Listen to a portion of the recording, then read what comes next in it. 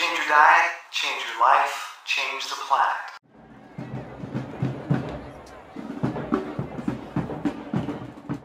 She asked about, do I scientifically measure all the foods that I eat and what I should do, calculate all the nutrients before I do a long workout, or I just do it intuitively.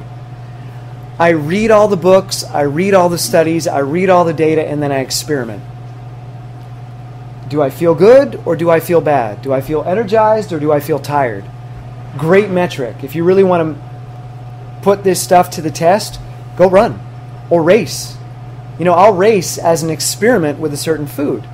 Is my performance better or worse? I know what my times are. I know how fast I can run certain distances. Did I run faster or did I run slower? Did I have digestive problems or did I feel really light and clean? So it's a lot of experimentation. And what I found is you can read all kinds of books that are going to give you the exact breakdown of what you should eat, and then you eat it and it doesn't work for you. You have to experiment. Is everybody in this room the same height? Everybody in this room have the same eye color? Same hair color? Same amount of hair? Everybody in this room male or female? No, we're all different. So, you know, there's a bell curve. And maybe this information works for a large percentage of the population, but there's a lot of people that are not in that percentage. And maybe the people that are in the middle of the bell curve, maybe they're not really pushing their bodies to the limits anyways. So it appears as if it's working because they're not really going far or challenging themselves.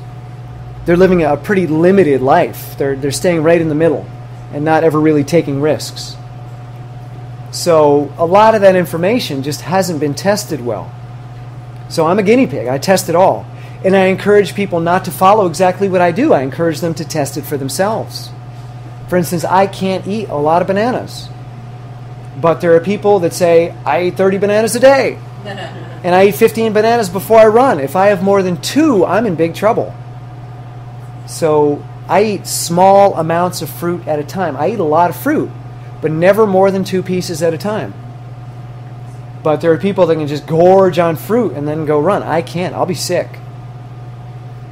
So it's very individual. It varies with everyone, and you really have to try it on. There is no single answer. Well, there is a single answer. Experiment. That's the answer. Look at the data and then try it. See what fits. Don't buy into one particular dogma and say this is the answer because somebody told me it was the answer. Try them all.